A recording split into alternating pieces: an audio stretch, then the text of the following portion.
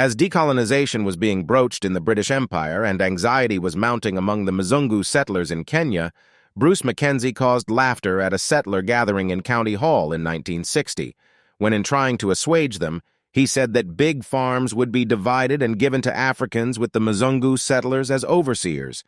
He added that funds to buy out the Mzungu settler farmers would be sourced from British and international loans, which would be repaid by the African farmers and laborers. Mackenzie and Blundell held the view that subdivision of land as compensation to both the Mzungu settlers and Africans post-independence would devalue the land and earning potential for those Mzungu settlers who opted to remain in Kenya after independence. At the time, agriculture accounted for 80% of Kenya's exports and employed half of the Kenyan workforce. I wish to add that the economy was also controlled to favor the Mzungu settlers, as is evidenced in this Hansard report of the 12th of December 1955 in the UK Parliament. Mr. J. Johnson asked the Secretary of State for the Colonies what restrictions are still in force upon the growing of cash crops by Africans in Kenya.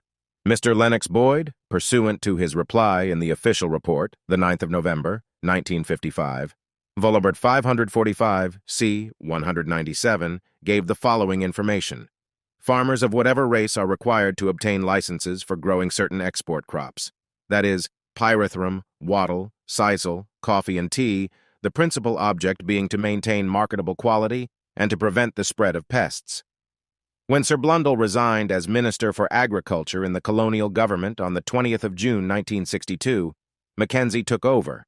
In time, with allies in Kadiu and eventually Kanu, Mackenzie's views prevailed. A total of 73,000 hectares, equivalent to 180,000 acres, would be settled at the cost of sterling pounds 6 to 8 million. Britain would provide the money for land purchase, 2/3 by loan, 1/3 by grant. Loans to fence and improve the properties would come from the International Bank for Reconstruction and Development, also known as the World Bank, West Germany, and the Commonwealth Development Corporation, which was British-funded. A new land and settlement board would choose settlers. Prerequisites for candidate consideration included capital and farming experience. The schemes were not for the landless, but an Africanization of the White Highlands, mixing African and European farmers.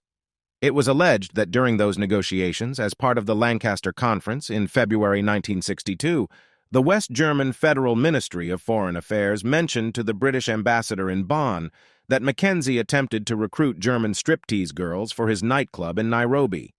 It was Mackenzie who persuaded Kanu to accept a constitution with regionalism in order to break the deadlock at the Lancaster Conference, and then discard it once independence had been attained. He was nominated to Parliament under Kanu, and joined Jomo Kenyatta's cabinet as the only Mzungu and pre-independence minister.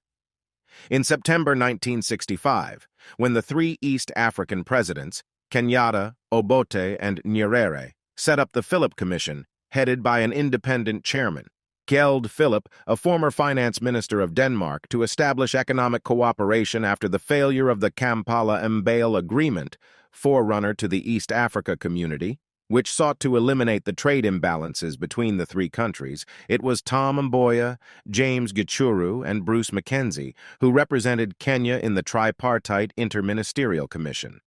The Stamp Mission, named after Maxwell Stamp, an economist, on the land settlement scheme in Kenya, became a feature of the UK Parliament, House of Commons. In January 1965, Mrs. Barbara Castle, the Minister for Overseas Development, had appointed the Stamp Mission, under the chairmanship of the Honorable A. Maxwell Stamp, the son of Lord Josiah Stamp, described as the greatest authority on public finance, and who served as the chairman of the London, Midland, and Scottish Railways, and a director of the Bank of England. The London, Midland, and Scottish Railways was, at the time, the world's largest transport organization, and the largest commercial enterprise in the British Empire. It was also the United Kingdom's second-largest employer, after the post office. The Stamp Mission consisted of G.J. Caron, a chartered surveyor, Dr. A.M.M. McFarquhar, of the University of Cambridge School of Agriculture, R.J.M. Swinnerton, the agricultural advisor of the Commonwealth Development Corporation, who doubled as the Assistant Director of Agriculture and is credited with the Swinnerton Plan of 1954, which was a 5-year framework for the intensification and development of African agriculture, along with a grant of £5 million from Her Majesty's government to meet a significant part of the costs of implementing the plan. T. Duffy and Neil Brockett served as joint secretaries to the Stamp Mission. The Stamp Mission terms of reference were: 1. In the light of the progress of existing settlement schemes and their effect upon the advancement of African farming and the economy of Kenya, and of all other relevant circumstances in Kenya today, to advise the British government on the need for a further scheme for the transfer of European farms to African ownership, and if there is a need, what form such a scheme should take. 2. The team will have before them the proposals of the Kenya government set out in their memoranda prepared in April and December 1964. They will wish to examine these proposals in consultation with the Kenya government, but they should consider other alternative solutions. 3. If a further scheme of land purchase is recommended, the mission should advise as to its extent, its timetable, the system of valuation to be applied to the purchase of European mixed farms, the financial viability of the scheme, the financial implications for the governments in the light of the system of valuation recommended, and of the methods of settlement and development and possible systems of management contemplated. The effect of the scheme on the economy of Kenya, including on export trade, and the requirements of farmers and staff, including the training of Africans, for the successful implementation of the scheme. The Kenya government's proposals of April and December 1964 were superseded by proposals of January and February 1965, and final proposals were handed to the Stamp Mission on the 22nd of March 1965, 3 weeks after its return from Kenya.